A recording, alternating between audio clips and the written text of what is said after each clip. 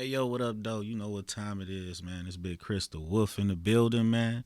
And today we got a special guest. What's up, Queen? What's up? Not much, man. We just chilling in the cut today, as you always know. My man DJ Don. What up, though? What's the deal? What's the deal? Not much, man. We chilling in the cut today, man. Had a good week, dog. So let's start it out, man. I had a blessed time and a great time. I got to go see my son in concert today, man.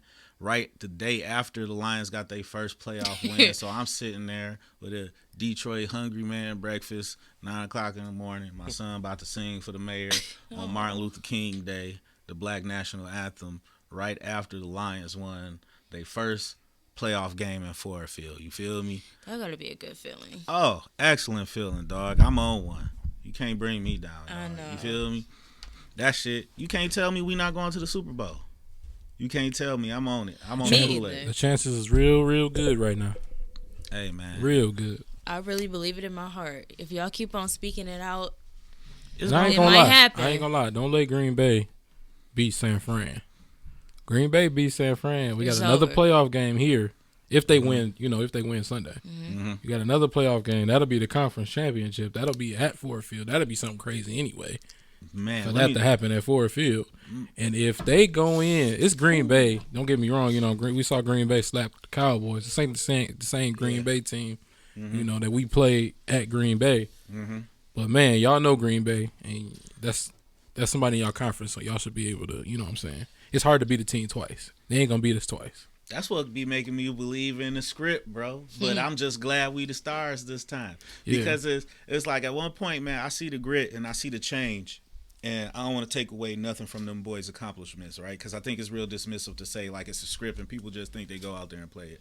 But I definitely think that they set the opportunities up for the Cards to fall this way. yeah. You know what I'm saying? If they can tweak it a little bit to get the sports narrative that drives viewership to see the stories that we get wrapped up in. Yeah. You know what I'm saying? Like we had to win our first ever playoff game against Stafford. You feel me? Yeah. One of the quarterbacks that done sacrificed a lot for this city, bro.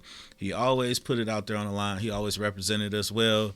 I hate to see the relationship I kind know. of tarnished with Yeah. Stafford, but at the same time, if that's the price I got to pay for a playoff win, my nigga, fuck him. I done did worse shit, you feel me? You know what I'm saying? I called that last week before Yeah. the game even started on our on Jungle Juice Sports within the den. I called that. You know what I'm saying? I could already see the writing on the wall Yeah. that Yeah. it was gonna be some type of drama afterwards, but that's because he took it personal. And even former Lions players, like we're gonna touch on this on within the den later this week. But even Darius Slay, you saw his comments? Yeah. So Darius Slay was making comments about it and was saying it was real. What do you call us? I forgot what he called us, but he just didn't like the fact that we were booing Stafford and we didn't give him no type of applause or standing ovation at least for 10 seconds. But we not doing that. It's a playoff game. Say that for next year when he come back. He's coming back next year for a regular season game. Save it for that. Yeah. He can get all the video tributes and all of that stuff then when the game really it matters. war right but it's now. not playoff. It don't really Hey, man, matter. tell that to a motherfucker. Like, I get it. My grandfather used to say, act like you been here before. But, nigga, I don't know how to act because I ain't been here before. So, fuck how you feel, dog. Like, at the same time, it is sad, and I feel you. Because at the end of the day, when you go back and watch them highlights of my man laying his ass out for a completed first down in a game that you know we still gonna lose by fucking 1 point because they ran the whole season out of shotgun because this man ain't have an O-line. We do owe him respect for doing that for us. But we owe Calvin Johnson respect. We owe Dominican Sue respect. We owe Barry Sanders, Calvin Johnson, all them dudes respect that laid their bodies out and had to leave early and didn't have the legacy that they should have had. Motherfucker, your white ass got a ring, bro. And I hate to bring it to that, but you butt hurt because the square jaw, handsome white dude that was in all the Ford commercials that Ford loved more than a winning record got his ass hurt because for the first time Detroit ain't pamper him.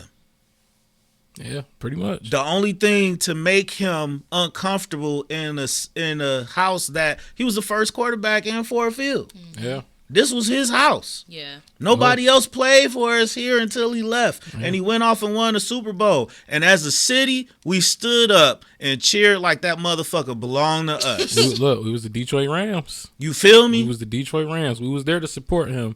It's our turn now. So but I think suck that's that kind shit of why up. he was butthurt, because he felt like this was my house, and like y'all owed me a little bit of respect when I walk into the house. I got you, but it's a time and a place for it. That wasn't the time, and that wasn't the place for it. It ain't. You got call paid time, it's handsomely game for time. losing, my nigga. You was at one time you was the highest paid quarterback Exactly. Yeah. in the league, Yeah, which yeah. fucked our salary cap up, which fucked us up for years, which is why we couldn't get the players to develop an O-line that has given us the success that we have gotten today. So Yeah. you were a thorn in our salary cap. Now that was not your fault, because these jackasses that went out there and did that, my man Caldwell and them, you know what I'm saying, got stuck with a bad deal. Yeah. You know what I'm saying? And even now, you know, it is a little favoritism. I definitely do believe that my man Dan earned his Cardis with the blue lenses. He definitely did. You feel me? But He definitely did. I feel like he built a whole new team. I feel. You did. no, he got a whole new team. He inherited a whole new team. My man Brad and Bobby Caldwell built this team over the last 10 years, 5 years apiece. And two black dudes pulled us up out of the ashes by actually making good GM choices that lifted this Ford curse off of us, because they own this team only for a fucking commercial spot. And they've made some dog-ass moves to acquire some talent, to open up the salary cap, and to finally get a change in culture here. And I think Dan was the winning piece. And he was the dopest part of it, because he was a player that came here that understood our culture. Right. And he suffered a loss here, and he knew what we needed to turn up. So he knew how to keep players in the game. When we fuck up, when we make mistakes, like when Jared Goff throws an interception, that's not what scares me. When he fucks up, he recovers. You see this team and his coaching staff regain, plan after a mistake, make adjustments, and go execute. And that's what wins in the playoffs. And I think that is why we here. You know what I'm saying? It's not just one piece. This is a whole gumbo of finally stewing on the pot and simmering, because Detroit always had fucking talent. Yep. I'm just happy for them, and I'm happy that the draft is gonna be here. That's gonna be wild. Oh, Don't let them boys win a Super Bowl and then the draft. And the Come draft is on. gonna be here. that's Oh why I my believe in the God. script, my nigga. Like, imagine if we win a conference championship against the motherfuckers who have haunted us every Thanksgiving fucking game. Yeah. Shit on that motherfucking Brad Favre's motherfucking jersey in front of Ford Field if we win, dog. I swear to God, I hate, the only team I hate more than Green Bay is them bitch ass Cowboys. How y'all doing? Yeah, Agreed. y'all them boys. Y'all them boys that got your Agreed. ass in home. Agreed. They watching Dick this on their big. Prescott. They watching this on their big screen TVs right You now. feel me? Fuck them boys. It was a beautiful halftime show though, bitch ass niggas. Oh. You feel me? I see that shit. I knew we was getting cheated. They was talking dirty about us from the first corner. The way they talked about us was like we was a team with the worst record. That's the underdogs this year. I know our legacy, bitch. You ain't got to keep bringing it up. But who All you has got the is worst a- record this year? Shit in the league. Who's the worst team? Carolina Panthers. I think it's Carolina them. Panthers. Yep. Yeah, man. They only won one game, You know maybe what I'm two. saying? but they ain't win no more than two. Man, at that the same sucks. time, man, fuck them Cowboys. It's the only time I was ever happy to see Green Bay score a touchdown in my life. Yeah, and they keeping Mike McCarthy. By the way, I thought he was out the door, but no, they gonna keep him. So Yeah, did y'all hear? What's his name? Retired. What's his name? Kelsey. Jason Kelsey. Yeah. Yeah. Retired. That sucks. He couldn't do it no more. Poor thing. He's old. Old man. guy, man. You can't play football forever. That's a young man's game. He said, "Fuck it. This was my last game, and we lost." Man, so I'm happy this year, bro. Detroit sports can't be no better. And they said that it was an influx of about $20 million into the local economy because of how long the season's going and how much spirit is coming here. They said we came in like second for the noise record of breaking decibels. We broke a record for the loudest game we ever had in that season. I'm sure. I think I don't know if it's a positive thing, but we broke the record for the most expensive regular conference game or something like that. Yeah, they doing that this week. Yeah, we broke a record for the most expensive games, which I think is some bitch ass shit because this is our first one. You know what I'm saying? But average ticket cost is like $1,100 right now. $1,186. I remember because it made me say, "God damn." You feel me? But hey, niggas like the floss. We gonna be there. Niggas scamming. This scamming motherfuckers gonna be in that bitch. There's gonna be some broke niggas in that bitch. There's gonna be some rich. There's niggas don't think you in that bitch by yourself. Yeah.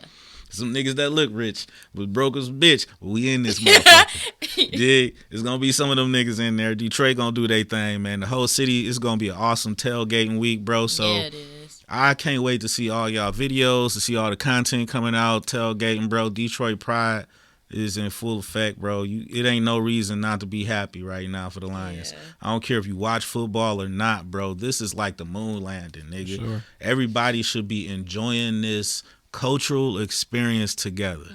I don't care who you voted for this year. I don't care who you pray to this year. I don't give a fuck what kind of music you like, nigga. I don't give a fuck what kind of books you read. You should be enjoying this with every Metro Detroiter at the same time. They deserve our attention this year. They deserve our participation, bro. Support them niggas so we can get that energy pushing us to that Super Bowl, baby. Yeah.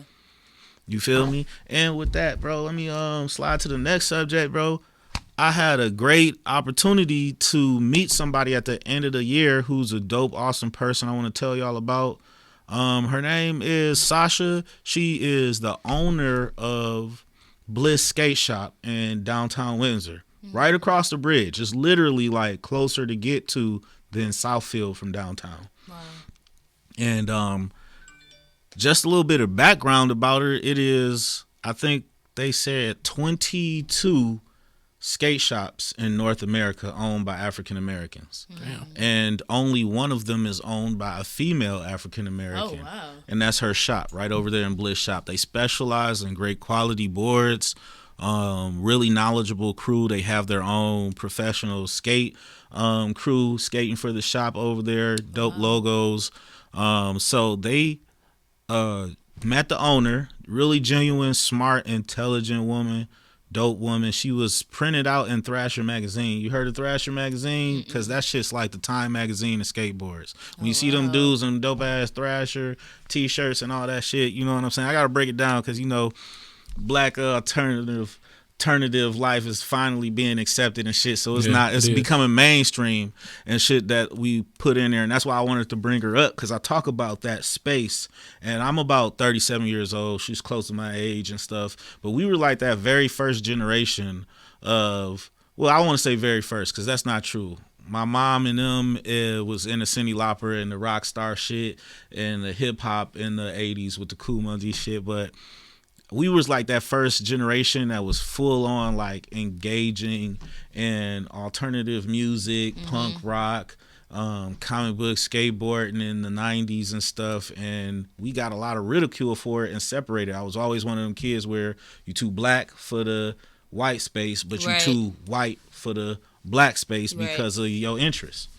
I grew up listening to rock and roll, grew up listening to all kind of instruments, comedians, all kind of stuff, because even before I left the city of Detroit, on my block, we had my next door neighbor, Miss Diggs, was a white woman.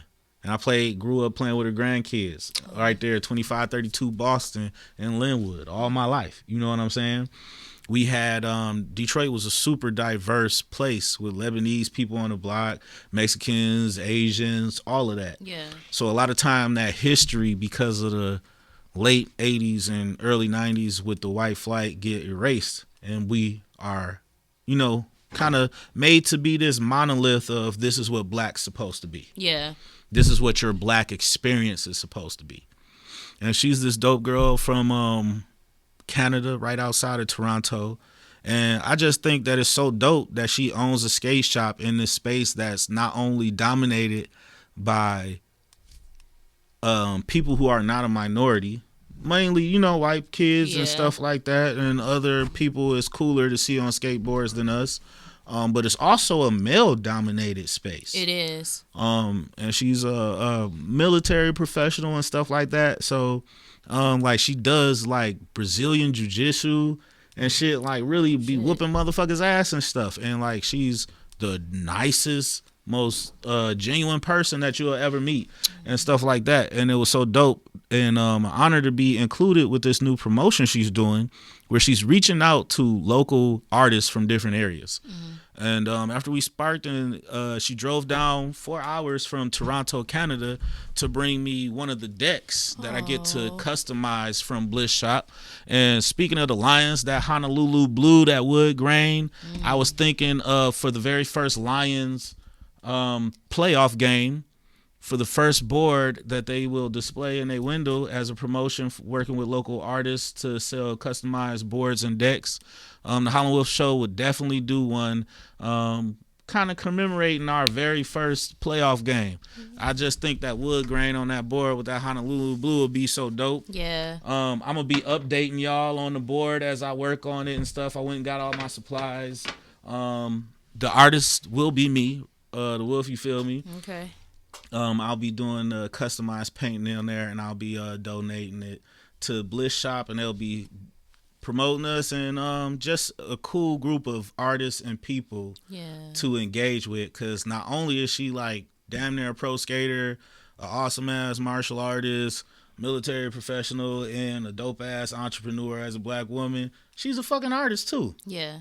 Just as good. Like she did this dope ass Boondocks customized deck that was there. I just seen a lot of stuff that you could add, some shit that, you know, a little flip side for the Canadians, you know what I'm saying? They got these like little customizable snowboards that you could skate, do tricks in the snow with. Like all kind of like specialty stuff that I didn't even know was in the skateboard universe. These new, like, they're not snowboards. They're like snow skates or something. Might be getting the name wrong, fucking it up. But it's like a skateboard, but it has these little grooves on it and this non-stick surface. So you can like kind of like do a kick flip on snow, build a little ramp, and you know what I'm saying? Kind of carve up in the front yard and stuff. I think that's a dope concept between Michigan and Canada and these spots like that. So does she teach like skateboard lessons to kids or anything like that? I'm not sure, but if you go on Instagram to Bliss, BLISS, Bliss Skate Shop. Sasha's the owner. She has all kind of tutorials. They do events where they have promotional events like 2 or 3 times a year at the shop, where they come and have meet and greets for different things, where you could check out the manufacturers, different boards, artists, and she had a few things with the artists and stuff, but she said it actually got so big they had to concentrate on so many events a year. Gotcha. So they can actually run the skate shop and stuff though. But I just think for it to be one of the only, excuse me, my bad, y'all, one of the only female African-American skate owners so close to Metro Detroit. If you get a chance, man, go out there, follow the Bliss Skate Shop.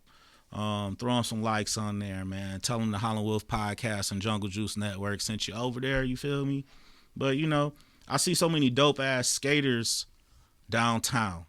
Yeah. So many black skaters, and we're starting to be celebrated in that space. But she was in Thrasher magazine, mentioned as one of the top influencers of African-American skateboard kids. On that list, names like Lil Wayne, Lupe Fiasco because of the song Kick Push. What's my man Pharrell?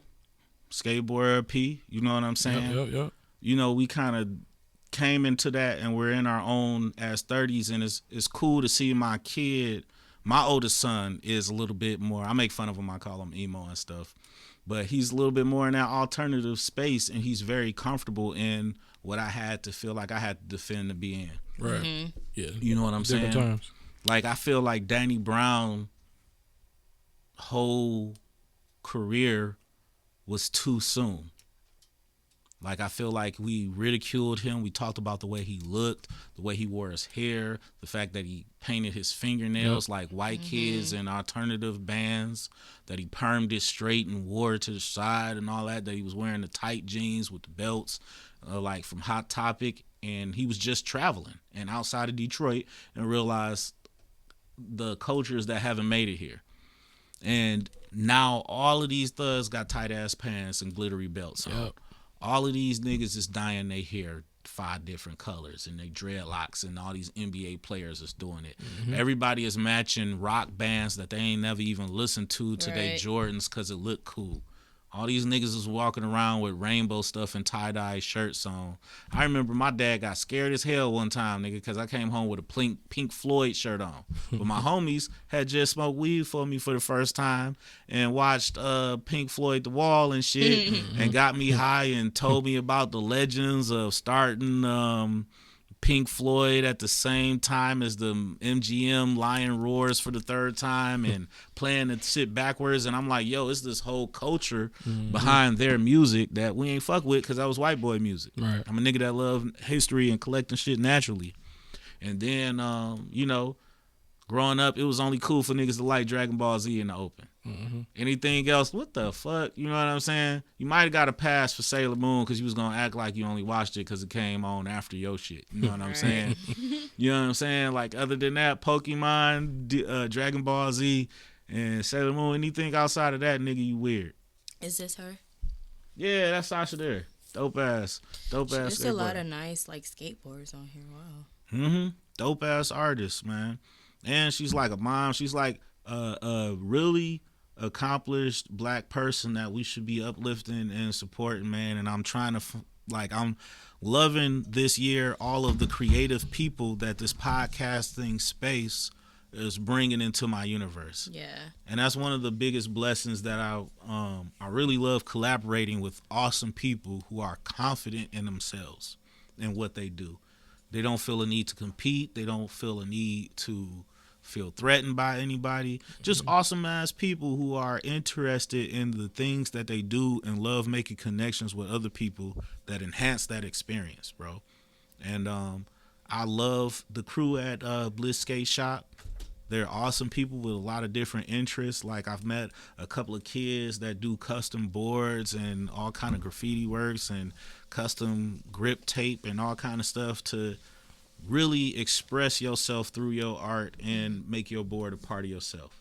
Like, when, you know, I'm a sneaker kid, you know what I'm saying? I'm a comic book dude. I love pens, enamel pens, like little shit like this. I love everything to be an extension of myself and the things that I like. Yeah. And the things that I like is, like, you can go to a skate shop that probably has every single manufacturer of every single board deck, every single grip tape, every single type of wheel, every single type of truck that you can get.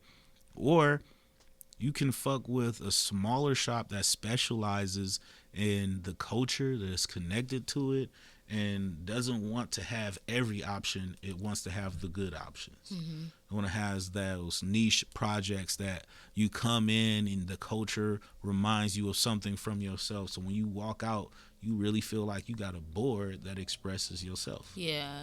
You know what I'm saying? That's a good feeling. That's a good, like, that's a vibe. You did.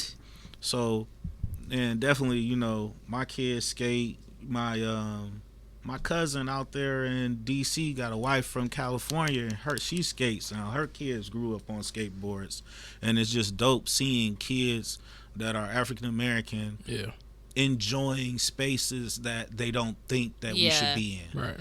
You know what I'm saying? Agreed. My son at that concert with the Detroit Youth Choir, you know what I'm saying? My man King is coming back to the show soon. He always comes and shows some love, but he won an Emmy with them not too long ago. One of my favorite things about that was watching young African Americans in positions to influence African American kids in a positive way. Like, they were having so much fun doing the pop songs and the music from the concerts and stuff, because it was relatable to them. The youth, you could tell, translates to the dedication, the interest, and the amount of energy that these kids dedicate to their art because of somebody connected to them. The young Oak Park high school band leader is a young African American man. Great performance. The Oak Park combined choir with the youth, the little kids, always have a really cute, young, poppy thing. They did the very first Martin Luther King concert, I think, in about 5 years since COVID. So it was a big experience for the kids to be able to come back together and have those type of experiences, performing in front of people, sharing arts and stuff, because we pushed for the sports and we pushed for them to have those experiences. Right. But what about how COVID changed those kids who aren't athletically inclined but still needed those type of social spaces Yeah. for shit like that we don't pay attention to, like drama, choir, theater, the fucking, I don't know, shit, chess club. I got pussy. I wasn't in a lot of them clubs, but I'm just saying. Them niggas need to be able to have normal social interactions and shouldn't be able to, that COVID changed a lot. Yeah, it did. For these kids. And I don't think we're truly going to understand how it changed them until they're old enough to grow up and articulate what we didn't know they needed. Mm-hmm. Yeah. And how that isolation changed them.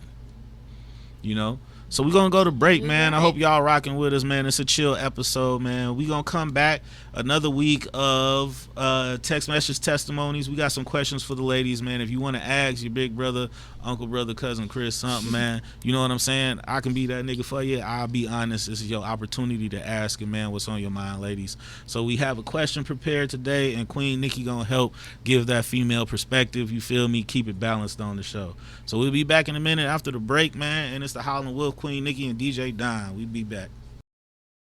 What up, Doe, man? It's the Howling Wolf. You already know that's the big wolf with 2 F's. If you ain't fucking with me, you already fucked yourself twice, baby. You should know by now. What up, Queen? We back? What's up? Hey, my man DJ Don. What's the deal? Hey, we back, dog.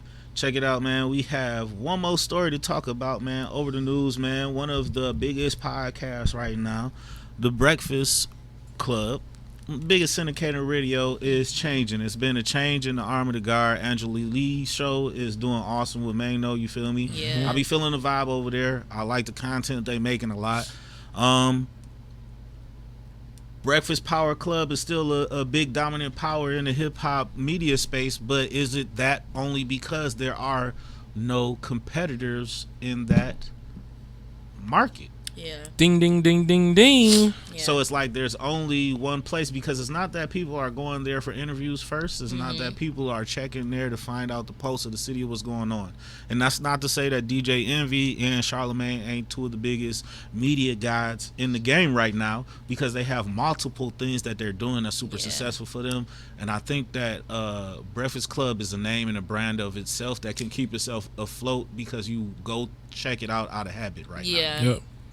It's a big powerhouse, and it's in multiple markets right now, being syndicated all over the place. So it's a part of just your routine. Yeah. But I don't really think that it matters. I do think Angela Yee's component there does change the dynamic of DJ Envy and Charlemagne together without that balance of feminine energy, somebody there with a different perspective to break up them, right? Yep. How do you feel, guys, about, have you guys seen the hoopla around the story about Jessica's outburst of, well, I don't want to say, early announcement, because it looked like that she had earned a trial spot as a regular guest host while they were switching out people to see whose chemistry worked better.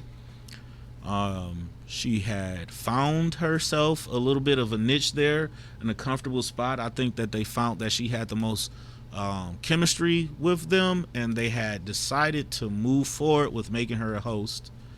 The story went that she announced it at a private party or something, at a promotional. The videos got out. The hit the shade room. Charlemagne was not happy. No, There's video of him saying he's not happy about the situation. And if it is true and that announcement is out, I did see him in a video said we were supposed to have a new host. Yeah. Almost kind of confirming what she was saying. So I don't think Jess was capping. Right? But he did say we were supposed to have a new host, but she has not been here since the first of the year. Right? And that's supposed to be a daily show, a part of your job that you're doing amongst all the other projects. These other guys are pretty high, pretty successful, and they're still there holding it down without you, right? This is the biggest opportunity for you out of the 3. Right. How you feel about how the story kind of unfold? What did you take away from it, Queen? I don't. I'm trying to choose my words carefully. I don't really care for her, at all. But like you were saying earlier, I think that she definitely blocked her blessings by opening her mouth too soon. I feel like she should have just waited for them to give her like the okay to do something like that. So now I feel like the opportunity is like it's over for her. I think they just gonna be like, oh, never mind, because like if we say something else, it's a possibility of you announcing it too early or opening your mouth or saying something too early and just fuck the whole thing up. I think she should have just waited. Yeah. That's my take on it. Yeah, what you feeling, Don? I think she should have waited. You know, I agree with you. But then again, I don't think it's over for her. Unless y'all heard something I didn't. I don't think it's over for her. I just think, you know, they're going to push things back a little bit. You know what I'm saying? And maybe try to weigh some other options, but I don't think it's over for her. Because have y'all watched her on there at all? Yeah. And I low-key like her. I ain't going to say I'm the biggest Jess Hilarious fan, but I like her on the show. She fits on there, and I feel like it could be a new perspective for that show, and I feel like it'll work for them. Yeah. So if they don't pick her up just because she blew the whistle too early, I think that's a loss for them. Because now you got to try to. Somebody else is going to pick her up. I'm just saying. Well, yeah, I just feel like they are going to be like, yeah, nah. Yeah, but I'm saying it's going to be a loss for them because now, you know what I'm saying, they had that chemistry. You know, Wolff already said that they had that chemistry going on. Now you got to try to get somebody else in the rotation to try to get them on there and to see if that's even what they want to do. Because a lot of people is not going to commit to getting up at 4 a.m, you know what I'm saying, to do a radio show Monday through Friday. Show is a lot. Yeah, that's a lot. That's a big commitment. Yeah. People love it when they think about the fame, but you got to think, you tired as hell, rubbing snot out of your eyes and rushing to work late, listening to them niggas, and they already at work. They already at work, yeah. You feel me? Like that part don't ever click in for niggas. But I guess what I took away from it was, all right, so let's break it down. Just with the announcement, my initial reaction, right, was not negative. I just thought when I was scrolling, I seen Jess in a white dress announcing it. I would be, if I was working that hard for an opportunity, excited and bubbling and hard to keep that in, right? Yeah. So I'm trying to like still stay human in that moment. I don't know from the clip they showed, was this a promotional party where you were surrounded by industry people and you spilled the beans? Or was this a family event that you were not expecting and trusting people, and through your naivety you gave away valuable information? Right. That is an important assessment, right? Because if it's something that like you still, either way it's a fuck up, because you could be fucking up business deals, you could be fucking up the price of things, or I could still be shopping around the opportunity there you go. that I have not offered to you. Right, so I've had opportunities where I've discussed things with a person business wise, and they kind of ran and ran their mouth, and it gave other competitors or other people who would want that idea, who wasn't having it before I executed it, a chance to either compete or impede my plans. So for me, just from a business standpoint, you know what I'm saying, that could have been handled better. Yeah. But, you know, this is your first opportunity. You know what I'm saying? You're new to the business. I get it. I don't think that is enough to fuck her career up. Yeah, I agree. I don't think that she double-crossed anybody. Even if it was a mistake, I don't feel like it was intentional or malicious. Right? No, I don't think. Now, my next thing is like, all right, the reaction, Charlamagne looked pissed off. It did look like, okay. But the most telling part about that was, well, if that is what the announcement is, we were supposed to have a new host, and you haven't been here, which means that, are they really committed to you, because are you committed to them? Right? Are you one of those people who get the opportunity and get the clout and the big head, and are you going to fuck up your opportunities because you a diva before the pocket says you are, and the opportunities before you do the work? Now, here's where my personal opinion of Jess enters the room. You feel me? I feel like radio is the best place for her. Yep. I don't feel like this opportunity will go away because I feel like she's the best candidate for the job. Agreed. I feel like she is not a good comedian. I don't think so either. As far as stand-up. I don't like her setups. I think she's a little bit more conversational. And I think that she is better if she can act and convey something over multiple takes. She can give you what you want in that moment. And I think she's good at that. I think we saw her not handle the improv environment well on Wild 'N Out. Yeah. She was never a stand-up on that, but where she could kind of delete the video and make sketches on Instagram, she killed it. I did find her funny on Instagram, but the funniest thing that took off was for her was just with the mess, which initially wasn't jokes, it was just reporting. Yeah. Right? When you step back and analyze that, it's been a long time since she went toe to toe with a nigga like DC on the internet and had a capping battle that fucking went well for her. Yeah. You know what I'm saying? Now, this is my assessment, and it might sound a little harsh. There is a place for mediocre bitches. It ain't on the stage. It's supporting the motherfuckers on the stage. And just like the motherfucker that went after Cat, a lot of people said this a long time ago that I saw it, and it adds up. Mediocre people are a danger to talented people. And when you have them around talented people, their envy will find a reason to cut down that person so that they feel good or impede that person's progress. So it could be a catch-22. You could accept your role and be one of the best radio people because you got that kind of spot. You a little messy, you controversial, and that gets clicks for radio. People like that. People like that. That's good for radio. Yep. You know what I'm saying? You like to talk about gossip. You talk about relationship shit. You know what I'm saying? Shout out to Uncle Shannon, you feel me? with the Country Wayne interview that just dropped earlier today, or was it yesterday? Yeah. It was yesterday. I caught it. But one of the most things about him is he said, you know, I've never seen Country Wayne come out and say anything negative about Just Hilarious. He is one of the main questions in all of her interviews for the past 5 years. Her relationship with him, everything that I have seen her done is not talking about a promotional tour. It's not talking about what theater dates she's selling out no more, because that money bag has drawn up. You ain't seeing her face on them concert flyers no more, even if she is there, because they don't want you to know that she there. Yeah. So when you come out and she actually is kind of funny, it take the pressure off of her, and they could just say she had a good show.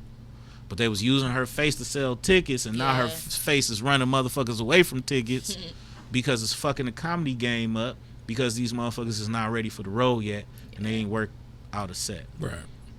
So when I'm just to wrap it up, you gotta learn how to shut the fuck up so you don't fuck up your blessings. Cause a lot of times motherfuckers be blessed to be further than where they was supposed to be. Yeah.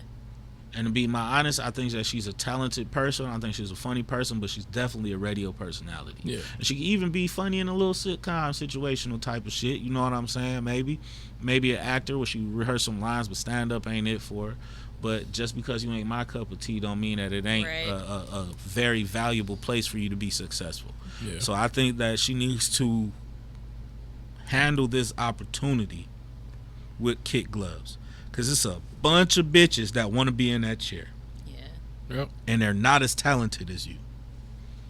So I think that the Just with the Mess in the 106 and Park vibe is, I'm not 106 and Park. Oh, God damn, did I just have a stroke and like flashbacks to like 2005? Breakfast Club. You feel me? Is a great fit for her. You feel me? And that's my final opinion on that shit when I reacted to it. I don't think the opportunity gonna go away. I don't think Charlamagne is the type of person that is vindictive, but I think if this opportunity goes away, it will be telling of the type of person and the type of decisions that Just Hilarious makes. Yep. And I think if she does not nail this job, it is going to affect the relationships that she has that gives her opportunity. So I think this is the place for her, and I think that will spawn into better relationships for her. So, no, just hilarious. Hey, you cannot like a person and think they still dope at their job. That's my take. There you go. Well, we wish her all the best. You That's feel all me? I can say. That we do. All right, man. And last but not least, you feel me? We going back to the text message adventures. You feel me? The ladies calling in, man, and want some questions asked. We're going to open them up to the ladies, but I'm also going to check and keep it balanced. Make sure we got the female perspective so we ain't just being biased. But this is an opportunity. A lot of y'all don't have big brothers. A lot of y'all don't have older men that ain't on no fuck shit. And most of the niggas that's telling you shit, just telling you shit that's going to get you to fuck them because they want to fuck you.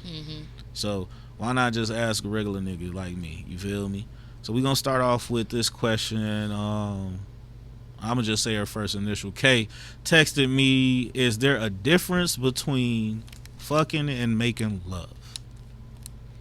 I'm going to open it up to y'all first. I want to know what y'all think. I started off. So there's definitely a difference between fucking and making love, obviously. If you don't know what that difference is, let me just tell you. So, fucking, you just really trying to get your rocks off. You know what I'm saying? Most niggas is gonna fuck pretty much any bitch. Anything. You know what I'm saying? And that's just fucking. Now, making love, you know what I'm saying, it's more passion and more focus on you and the partner. If you fucking, in my opinion, you know what I'm saying, I don't give a fuck what the... I ain't gonna say that because some people get off on people getting off. You know what I mean? But I would say fucking is just fucking. You know what I'm saying? I don't know. I can't really... That's all I really got for it. Queen, what you got? I think making love is more intimate, more, like you said, more passionate. It's more slow, more connection between the two parties. I think fucking is just you get in, you get out. That's it. It's no type of connection. Like, if we fuck, I don't ever have to talk to you ever again. We just fucking. That's it. But if we making love, that's like passion, and like I'm really connected to you. Like, I'm really giving you my whole body, my whole everything. I think that's the difference. So can I ask, as a man and as a woman, when do you know that you feeling the act of making love? When does it change? And if you are in love with people, can you fuck somebody that you're in love with? Yeah, you can. Yeah. Right? So, like, you got a connection, so you're not always connecting. Sometimes it's just a fuck, and sometimes you're making love. Like, how do you switch? Like, I don't know. How do you know the difference? Can you explain that to me before I go back in? Because I feel like a quickie, it's like, well, I don't know, because a quickie you can still kind of be making, I don't know. It kind of just depends on the two people, I feel like. You know it kind of I mean? depend on the situations, because on the situation of two people, I guess, because like you said, like a quickie is just in and out. But you can like, that can still be passionate people, though. That can still be passionate. We can have a quickie and we not just like fucking, and it is still like passion and stuff like that. But it's just quick as hell. Like, we just gotta get in, get out. But I feel like if I'm giving you, or if I'm trusting you with my body, my mind, my soul, my everything. That's how I know. Like, I'm ready to give it all to you. You know what I mean? Like, I don't know. I feel like making love is just very intimate. It's just like, that shit's sexy for real. So, let me ask you this. Because for one, I'm enjoying the answers you're giving me from a healthy married couple that seem very in love. Y'all young black couple, and y'all are married. Just to let you know, DJ Don and Queen are a married couple. You feel me? Yes, sir. So I really do feel like y'all giving genuine answers and stuff like that. I'm a fucked up, traumatized ass nigga, and I've been through a lot of shit. I don't know if I ever felt what y'all felt, so I don't want to taint other motherfuckers who have an opportunity at Square Love to go out there and find it, because the shit is beautiful. The way y'all light up and talk about it and shit, I wish I could have experienced something like that, because the shit y'all be explaining sounds beautiful. Yeah. But at the same time, the bitches out here don't make me believe it. But the thing what I'm trying to understand and hear from y'all's definition of making love. It sounds like it's just very dependent on who you are engaging in the sexual act with. Right. It's what defines whether it's not love, right? And that's what makes sense to me, right? In order to make love, right, you have to have some the type ingredients of love. for it, Yeah. right? That's why I don't know what making love is, because I know I've been married before, and I have love for the things that women have been to me, the position they've been in my life. I'm the type of person, I don't trust nobody that just say they love. I grew up motherfucking orphan, you feel me? But I was always surrounded by love. It just ain't come from the expected places through the expected venues that you were trained to receive it from, right? So it's not like I never not had love, but I experienced it in a different way. Yeah. Got married, got divorced, had kids and stuff like that. Through all of that, it was like I love my family. I love being a father. I love being a provider. I love being a husband. But I ain't never really say that I have ever been in love, right? I've been in a situation, and then I've been like, okay, I want to do the right thing in this situation. I love doing the right thing, but really, I'm just doing it with you because the situation happened with you. And that's why you can't make love, because you don't have that. You don't have that connection with that person. But I don't feel like I've ever I get along. It's like 2 exes that I don't get along with. Okay. All of my exes can call me on the phone, love me today. They mama still love me. They family still want to hang out with me. Brothers still fuck with me and stuff. And cousins still fuck with me. And vice versa. Every woman that has ever left my life has left in a better position, has learned more, and went on to keep building a better life. So I'm not one of them bitter people that feel like you got to be a bad person because your season has ended with me. Yeah. But to speak to that as well, I've never felt this emotional connection that I hear other people express and say they love and feel, to the point where I almost don't know if it's real or if it's just some psychological bullshit, because I fuck so many women that say they in love with another nigga. Like, that's why I don't believe the bullshit. Like, women say all men are dogs. No. Like, women cheat more than men ever will, and are more successful at getting away from it, and are more successful at keeping it hidden, because they will get a nigga to forgive them, which y'all think they'll leave. Niggas pride be so hurt, they stay. They be loving them hoes and doing everything to keep them, and they niggas stay there. You know what I'm saying?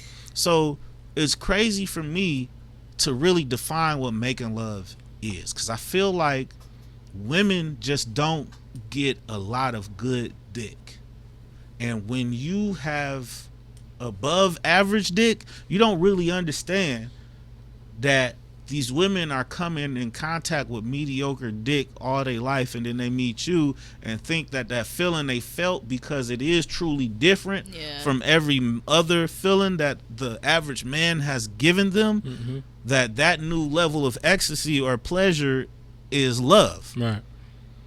And I see a lot of women make the mistake of saying, I go to a place when you having sex with me that make me feel like I'm falling in love with you. But are you just getting fucked better by a nigga with no emotional connection to you? Because if I don't feel nothing to you, sometimes I'll be daydreaming about the Lions game, looking at one time I was fucking a bitch and I was just staring at the stain on the hotel ceiling, because the motherfucker was shaped like Bart Simpson. I remember that shit. I was looking at it. You know what I'm saying? I was just daydreaming. I got ADD. So I catch my attention and shit, but it wasn't like the pussy wasn't good, but it was just like it wasn't that good to enough to be saying that you love me. And when I kiss your neck, you just gone off of me physically. It's you like physical, how I look.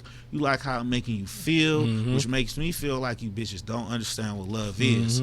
Because if I'm telling you I don't want to have no relationship with you, that I am openly dating, that I'm not interested in having a connection, but I'm going to treat you with respect, make sure you enjoy yourself, make sure you are always safe and enjoyed, and all your needs is met when you with me. Why would you then ask me to make love to you? Yeah. I don't think they understand.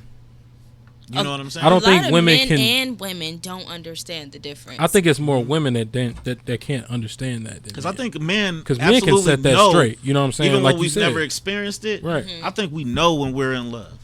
because we know that it's something so different from everything we felt and everything that we desire from other women that I think it's easier for us to identify and self-evaluate and acknowledge when we're in love. I feel like girls are always searching to feel anything. That when some sensation does happen, before the sensation is identified, it's a sign to love because it's different. It's not the same. It's not routine. And sometimes bad can be different. Yeah. Sometimes good can be different. Sometimes this shit is different for a reason. Yeah. You know what I'm saying? Sometimes, you know what I'm saying? And it's like, I'm going to be honest with you ladies. Some of the best dick you ever gonna have is supposed to only be an experience for you.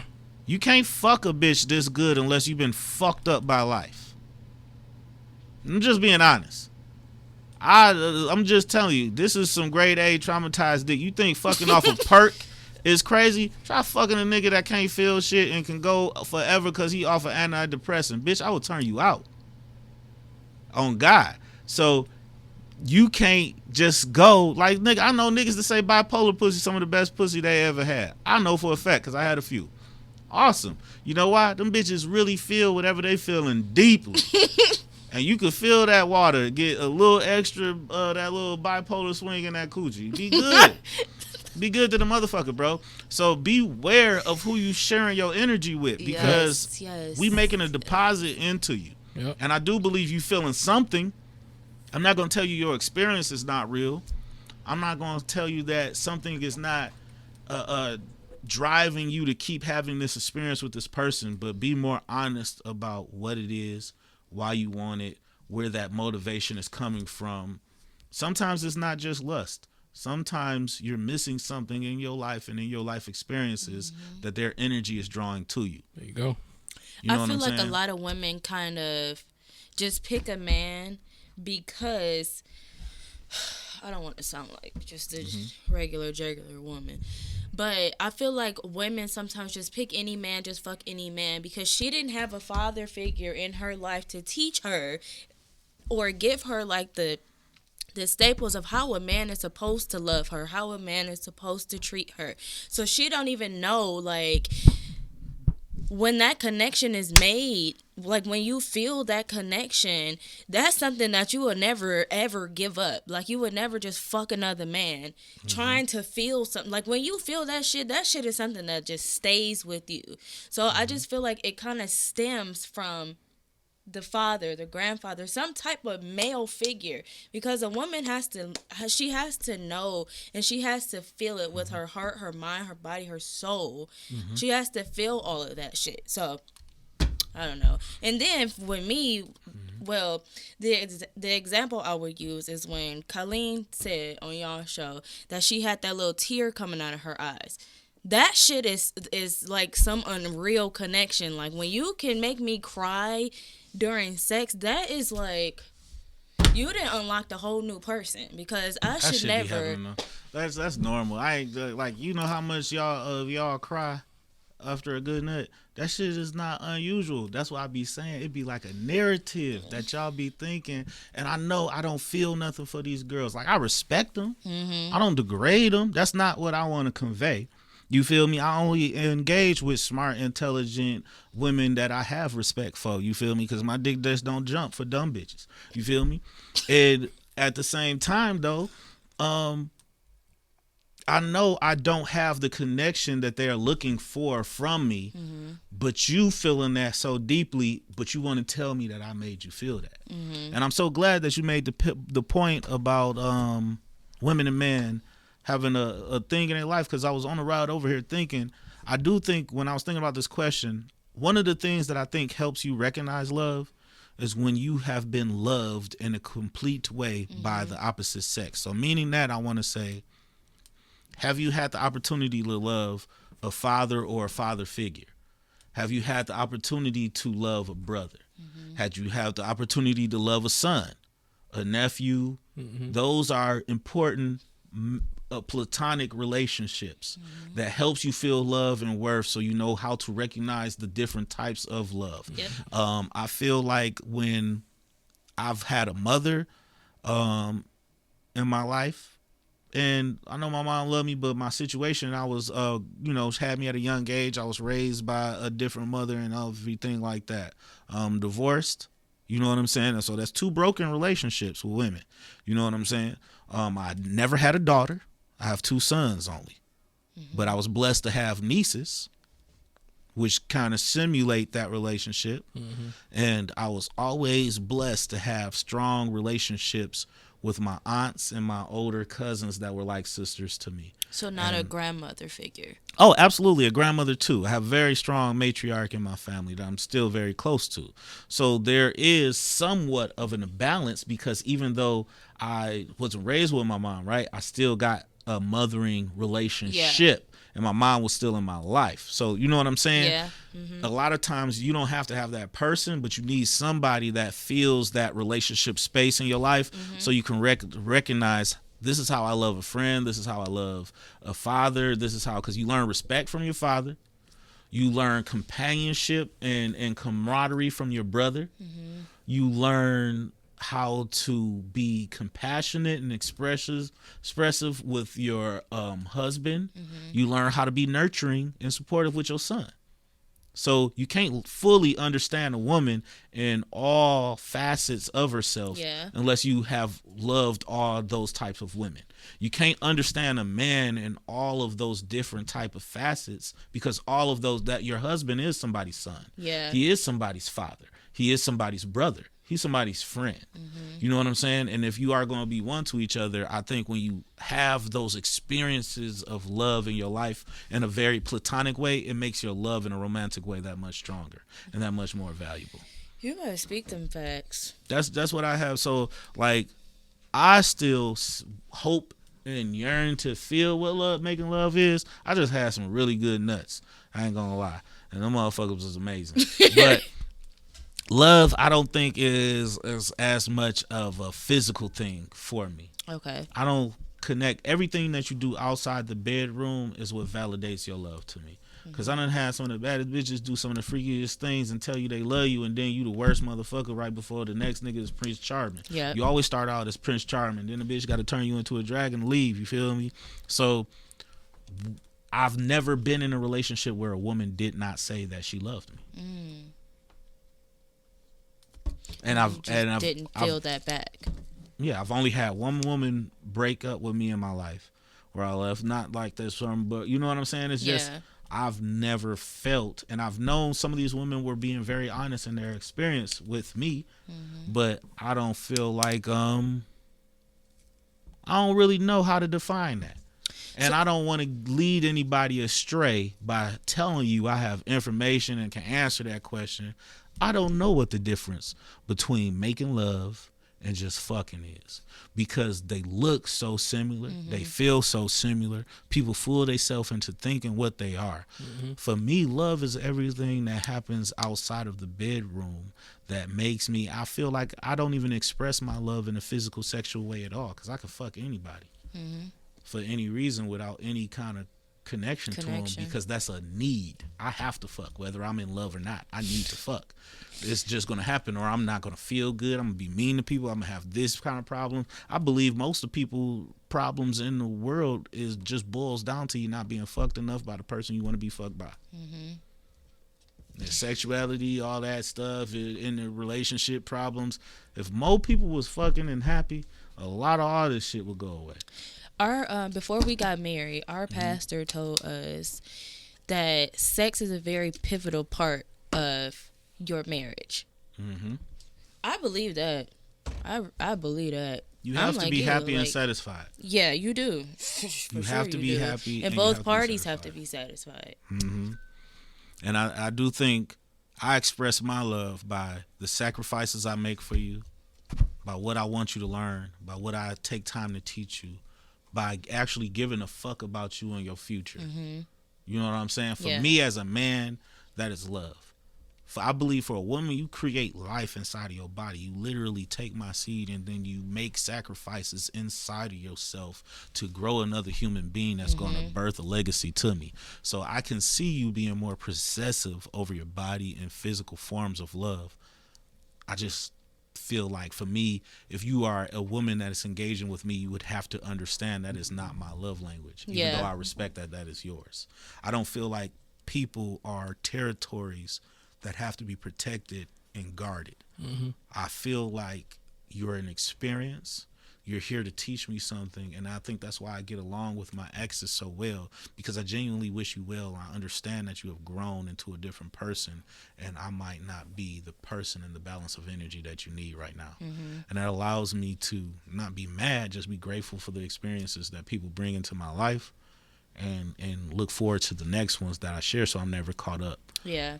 But I feel like a lot of my problem be with the opposite sex with females is they feel like that means you're not committed.